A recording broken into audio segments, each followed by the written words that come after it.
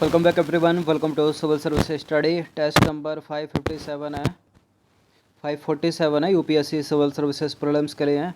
Focus करेंगे geography के प्रश्नों पर। चलिए स्टार्ट करते हैं।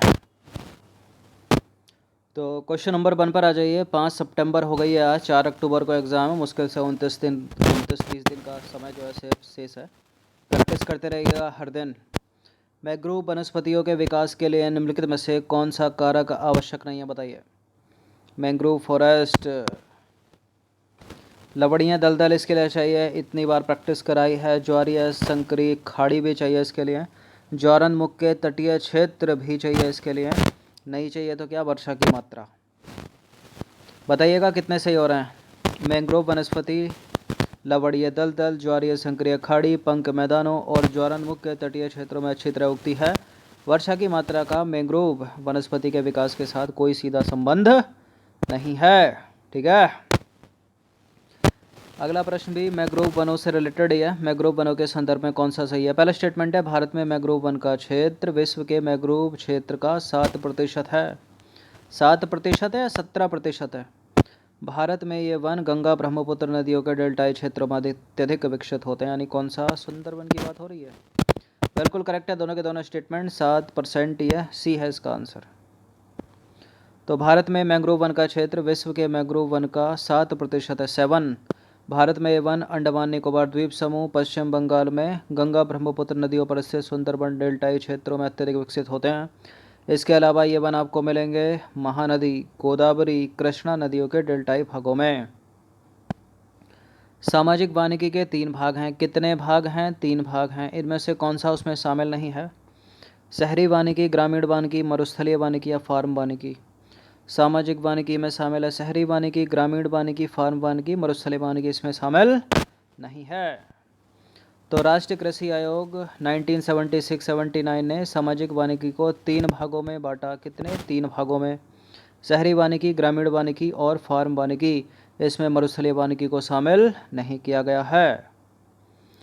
क्वेश्चन नंबर 4 पर आ जाइए। निम्नलिखित कथनों को ध्यानपूर्वक पढ़ना। 2 स्टेटमेंट है, बताना कि इनमें से कौन सा करेक्ट है। शहरों और उसके इर्द गिर्द निजी व सार्वजनिक जगहों पर वृक्ष लगाना और उनका प्रबंधन करना शहरी वानिकी के अंतर्गत आता है। फार्म वानिकी के अंतर्गत अपने खेतों में व्यापारिक महत्व वाले पेड़ों को उगाया जाता है या लगाए जाते हैं। बिल्कुल कॉमर्शियल, फार्म वानिकी, व्यापारिक महत्व, सी दोनों के दोनों करेक्ट हैं। तो शहरों और उनके इर्द गिर्द निजी एवं सार्वजनिक भूमि जैसे हरित पट्टी, पार्क, सड़कों के साथ खाली जगह, औद्योगिक व व्यापारिक स्थलों पर वृक्ष लगाना और उनका प्रबंधन करना शहरी वानिकी के अंतर्गत आता है। फार्म वानिकी के अंतर्गत किसान अपने खेतों में व्यापारिक महत्व वाले या दूसरे पेड़ लगाते हैं। वन विभाग इसके लिए छोटे और मध्यम किसानों को निःशुल्क पौधे उपलब्ध कराता है। क्लियर। क्वेश्चन नंबर 5 पर आ जाइए। ये विशेष प्रकार के भौमिक और तटीय पारिस्थितिक तंत्र हैं जिन्हें यूनेस्को के मानव और जीव मंडल प्रोग्राम के अंतर्गत मान्यता प्राप्त है। किसकी बात हो रही है? किसकी बात हो रही है? बॉटनिकल गार्डन, नेशनल पार्क, वन्य प्राणी अभ्यारण्य या फिर जीव मंडल निचय यानी बायोस्फीयर रिजर्व। बायोस्फीयर रिजर्व की बात हो रही है, इसको नेशनल पार्क लगाकर गलत मत कर दीजिएगा। तो देखिए, जीव मंडल निचय यानी आरक्षित क्षेत्र, बायोस्फीयर रिजर्व विशेष प्रकार का भौमिक और तटीय पारिस्थितिक तंत्र है जिसे UNESCO, united nation educational, scientific and cultural organisation के मानव और जीव मंडल प्रोग्राम के अंतर्गत मान्यता प्राप्त है। क्वेश्चन नंबर 6 पर आ जाइए। भारत का पहला, इंडिया का पहला जीव मंडल निचय कौन सा है? कौन सा है इंडिया का पहला जीव मंडल निचय? ये इम्पोर्टेंट है प्रश्न। अचानक मार जीव मंडल निचय नहीं है, नामेरी नहीं है, नीलगिरी जीव मंडल नहीं है, नंदा देवी नहीं है, नीलगिरी है।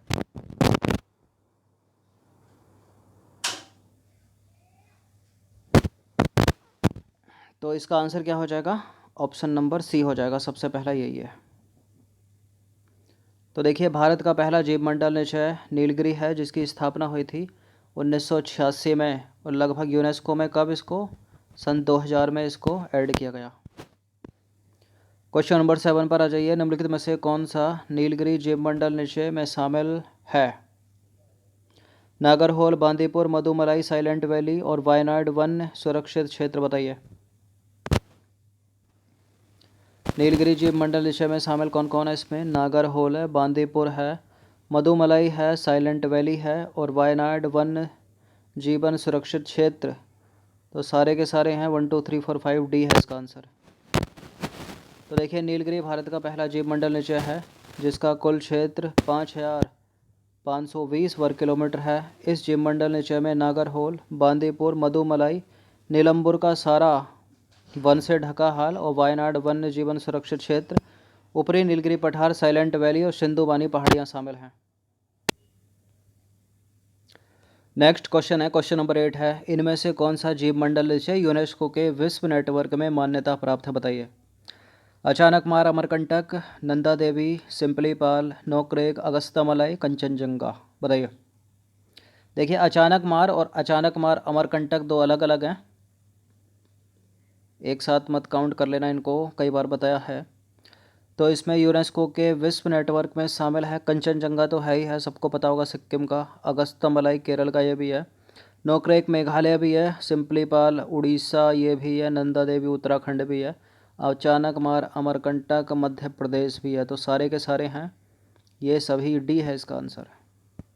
तो देखिए, भारत में निम्नलिखित जीवमंडल निश्चय को यूनेस्को द्वारा संरक्षित जैवमंडलों के वैश्विक नेटवर्क में शामिल किया गया। कौन कौन है?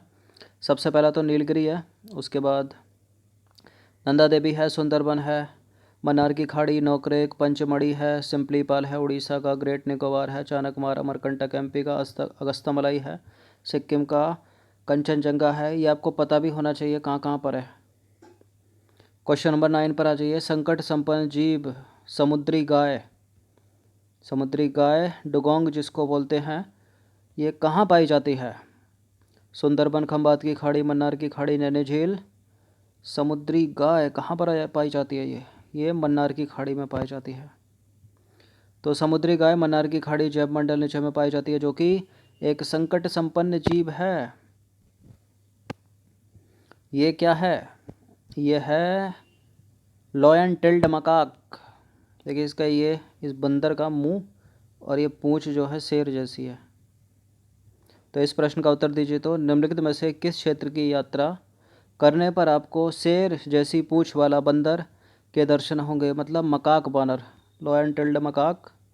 The great Himalayan National Park Himachal Pradesh, Nilgiri जीवमंडल निश्चय वेस्टर्न घाट, असम का दिब्रू सैखोवा या फिर चंबल रिवर सेंचुरी। कहाँ मिलेगा ये आपको? ये मिलेगा आपको नीलगिरी जैवमंडल निश्चय में। ऑप्शन नंबर बी है इसका आंसर। तो शेर जैसी पूंछ वाले बंदर नीलगिरी जीवमंडल निश्चय में सबसे अधिक पाए जाते हैं। अब यह एक संकट संपन्न प्राणी है। तो ये 10 प्रश्न इंपॉर्टेंट ज्योग्राफी के, क्या किसी के 10 में से 10 करेक्ट हुए? बताइएगा कमेंट करके। प्रैक्टिस करते रहिए हर दिन। धन्यवाद।